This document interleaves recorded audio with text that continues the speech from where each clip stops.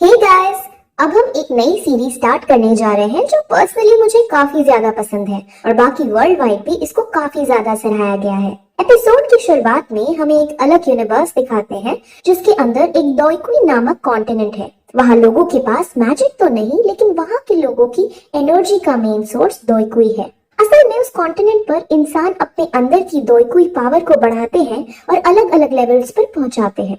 Total 10 levels होती हैं जिनके नाम आपको स्क्रीन पर दिख रहे होंगे।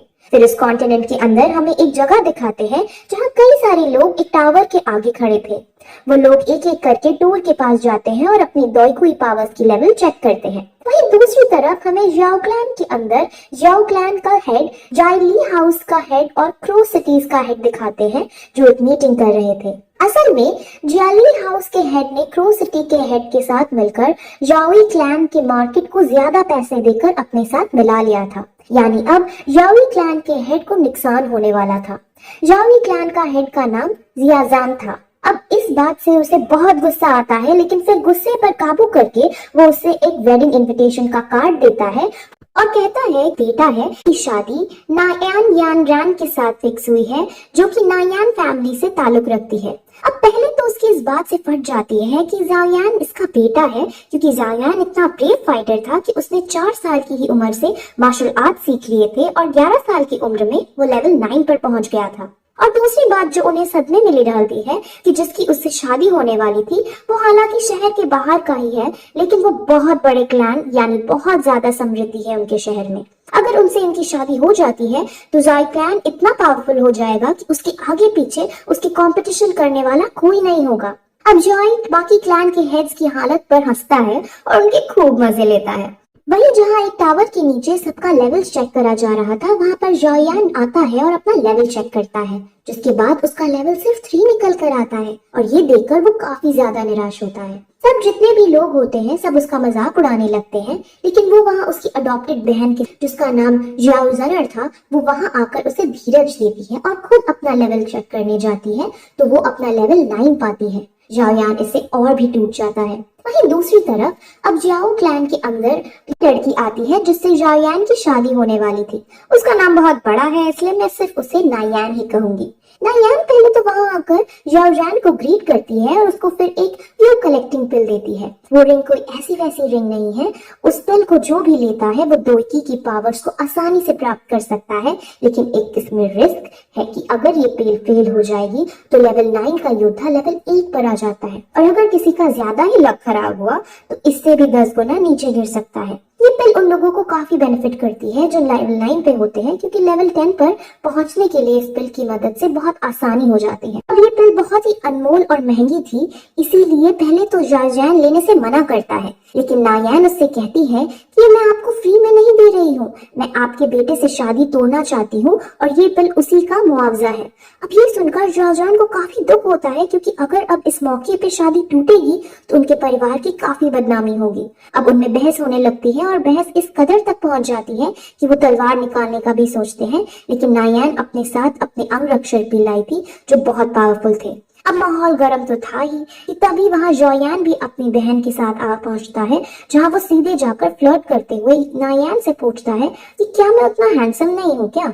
नायान भी उसका बहुत ही शातिर आवाज में जवाब देती है कि हैंडसम होने या ना होने की कोई बात ही नहीं है। तुम एक समय पर बहुत ताकतवर वॉरियर थे और तुमने लेवल 9 तक को अचीव कर लिया था, लेकिन अब तुम सिर्फ एक लूजर हो जो अपनी शक्तियों को खो चुका है और मैं ऐसे लड़के से कभी शादी नहीं करूंगी जो कमजोर हो। अब जाओयान भी काफी समझदार था, इसीलिए वो उसके सामने कहता है कि इस प्रॉब्लम से बचने के लिए अब एक ही तरीका है कि शादी के बाद हम डिवोर्स ले लेंगे। अब ऑब्वियसली नायान ये नहीं करती है, क्योंकि इस डिवोर्स से नायान के परिवार की भी काफी बदनामी होगी।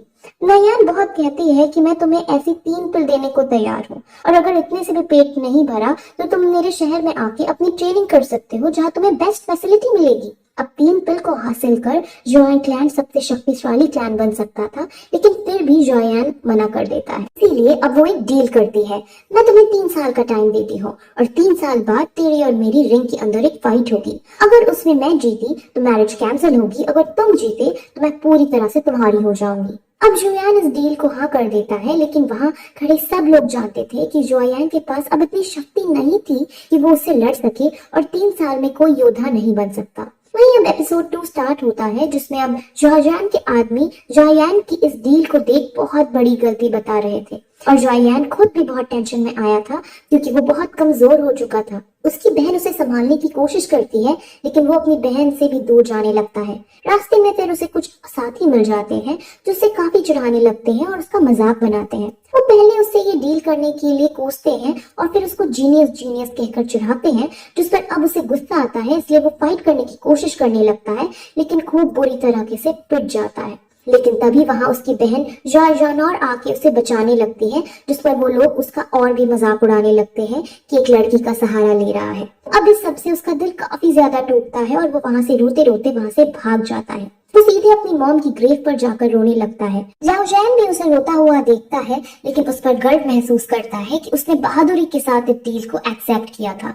जाओयान अपनी मॉम से कहता है कि मॉम, मैं 3 साल बाद उससे बिल्कुल नहीं जीत पाऊंगा, अब तो केवल कोई चमत्कार ही मुझे जिता सकता है। और जैसे ही वो ये कहता है वहाँ उसकी रिंग अपने आप बाहर निकल आती है और उसके अंदर से एक आदमी निकलता है जो उसे कहता है कि अगर तुम 3 साल बाद नोयान को हराना चाहते हो तो मैं तुम्हारी लेवल्स बढ़ाने में मदद करूंगा, यानी तुम्हें मार्शल आर्ट्स की ट्रेनिंग दूंगा। वो उसको एक बात समझाता है कि दोईकुई स्किल्स 4 क्लास और 12 लेवल्स में बनती है। 4 क्लासेस के नाम हेवन, अर्थ, ब्लैक और येलो है और हर क्लास के अंदर 3 लेवल्स हैं। नोयान अगर उससे साथियों के पास ब्लैक की हाई लेवल स्किल्स हैं और अगर तुम चाहो तो मैं तुम्हें उससे भी हाई लेवल्स की स्किल सिखा सकता हूँ। अब जुयान उसकी बात सुनकर खुश होता है लेकिन एकदम फिर वो अपने दिमाग का यूज कर उस पर शक करने लगता है कि क्लास ब्लैक से ज्यादा शक्तिशाली तो क्लास हेवन है और क्लास हेवन की स्किल सीखने में तो कई सदियों लग जाएंगी, ये जरूर ही कोई ठग है। वो अपनी शंका को उसके सामने भी रखता है लेकिन अब वो आदमी उससे अलग अलग तरह के कारनामे उससे करके दिखाता है,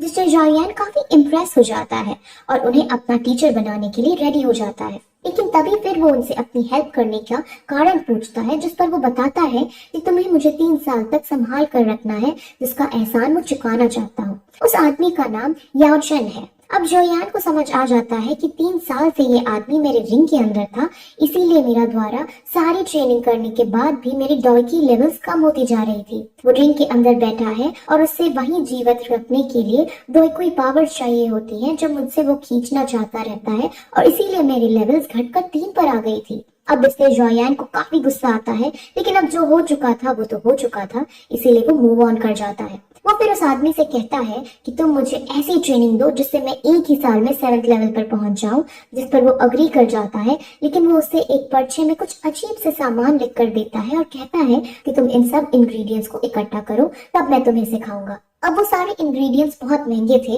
लेकिन कोई और चारा ना होने पर वो मान जाता है। वहीं दूसरी तरफ याली हाउस के हेड याली बाई जाओयान की समृद्धि को देख जाओयान को बहुत कोसता है, लेकिन तभी उसका बेटा उसके कान में कुछ कहता है और याली बी की इविल स्माइल के साथ ये एपिसोड यहीं खत्म हो जाती है। गाइस, ये सीरीज मैंने पूरी तरीके से देख ली है और मैं आपको गारंटी के साथ कह सकती हूँ कि ये सीरीज बहुत ज्यादा इंटरेस्टिंग होने वाली है, इसीलिए इस सीरीज के सारे पार्ट आप जरूर देखना। बाकी आप लोग जो कमेंट करते हो इतना अच्छा उसके लिए शुक्रिया है, लेकिन आप कमेंट में सजेशंस भी दे सकते हो कि कैसे और अच्छे से हम वीडियो प्रोड्यूस कर सकते हैं।